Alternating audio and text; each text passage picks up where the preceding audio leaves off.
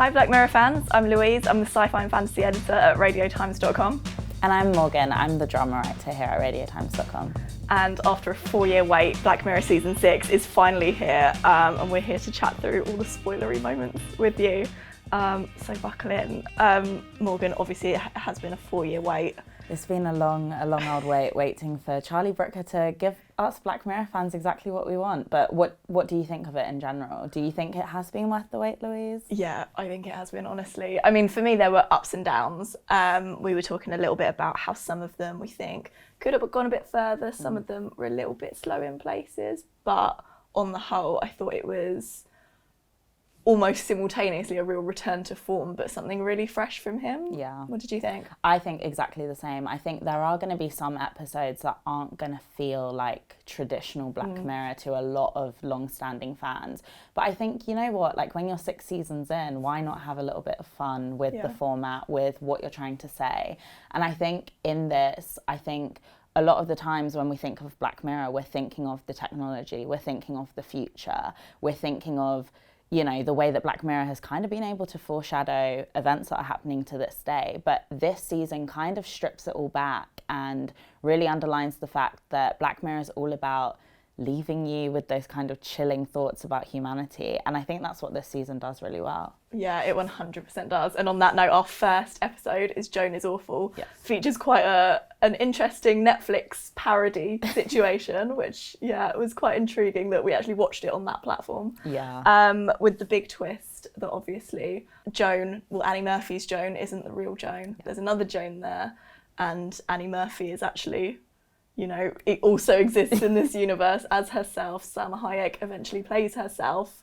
It's all a bit meta. It's all very meta. And I think especially when you're thinking about TVs and films that are all about the metaverse at the moment and multi-universes coexisting at the same time, I feel like it was kind of a really funny way of bringing that in.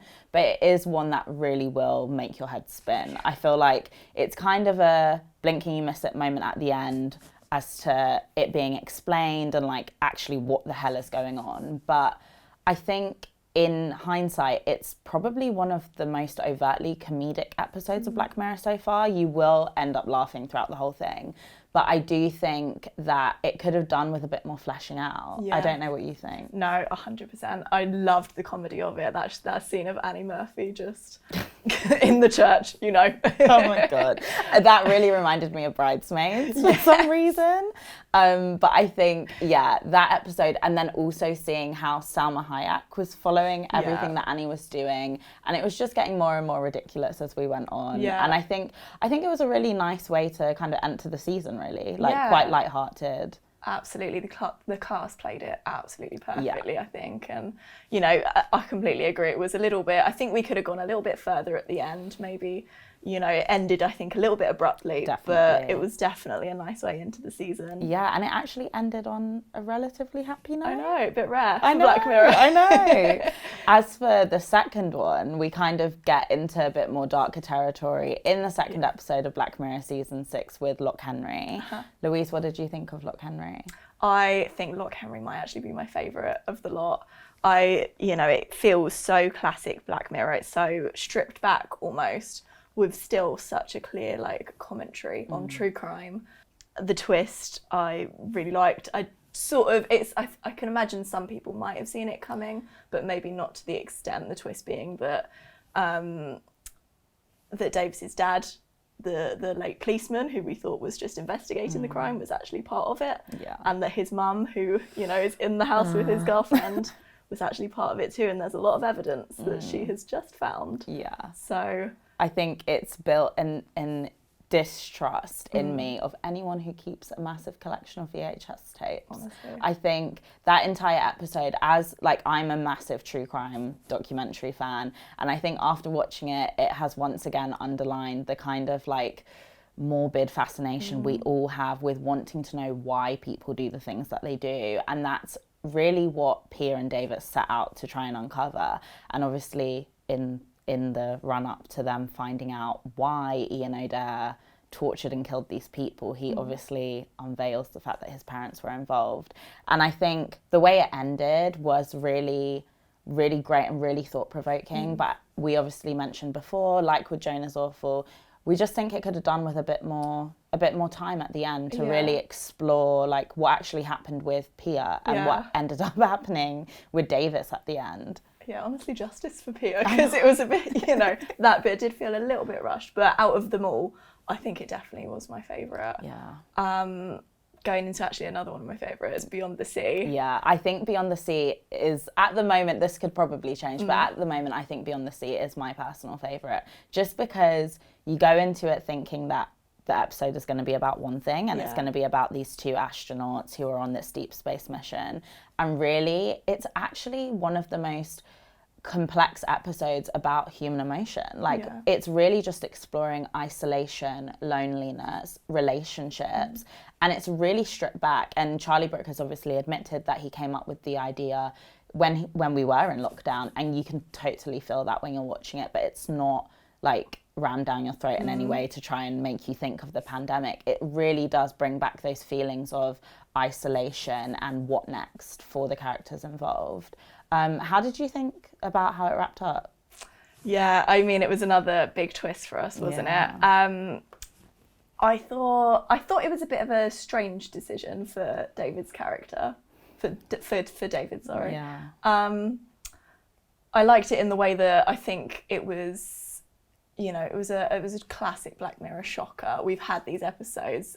Shut Up and Dance is one that comes to mind, where at the end everything is just kind of everything you thought you knew is turned around. So I really did enjoy that, and I think it has to give us those twists. And I think, as you mentioned, I think sci-fi and Black Mirror especially is at its best when it's exploring like human nature and feelings we all have, and obviously it's just taken to that extreme at the end with David,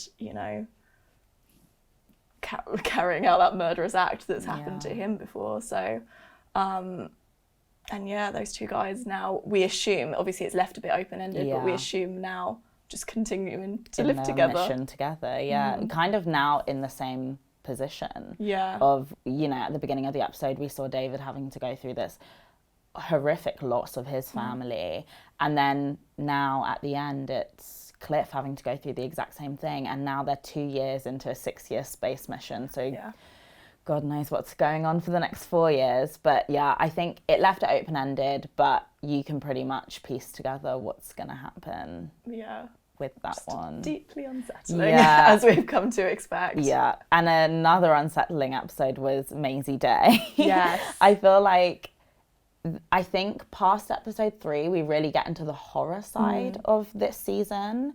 How did you feel about the way that this episode kind of took on horror in that archetypal kind of way? There were bits I loved and there were bits I didn't love so much. I really like that Black Mirror's, I think it's something it's always done to some extent, but just the genre bending, that completely going to places you just didn't expect. So with Maisie Day, obviously we get, we think it's about, the paparazzi and the media and that invasiveness that some celebrities encounter.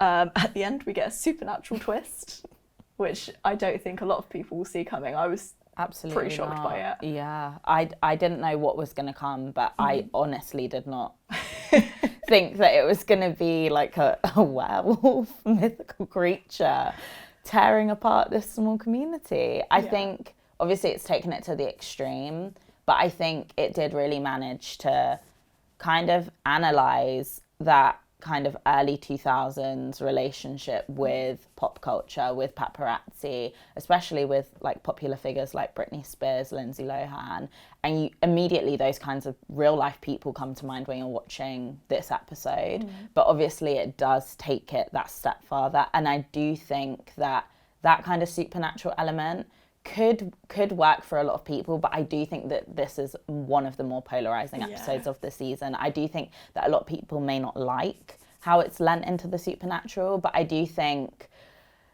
it does it for a reason, to kind of show that this is one woman who hasn't had autonomy over her body, or her relationship with the paparazzi is not one that she's cultivated, it's one that is forced upon her.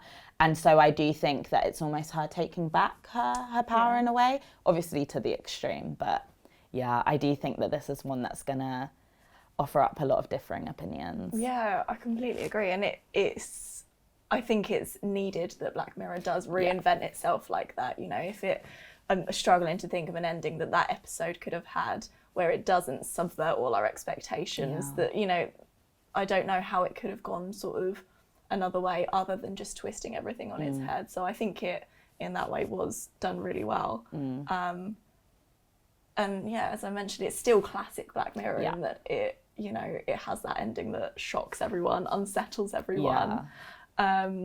Much like the next episode, Demon 79. Oh my gosh. Which I thought was a good ending to the series. It's a good mix. It revisits that comedy, like in Joan is Awful. Yeah. But also in that horror situation. I really liked Demon 79. What did you think? Me too. I thought it felt really classic, obviously because of the time it's set in 1979, but also just because it feels like a classic horror film that you literally, it's like slasher horror, you don't know when it's going to come out. And also you're just following this really lovely main character in Nida, and you just kind of want the best for her.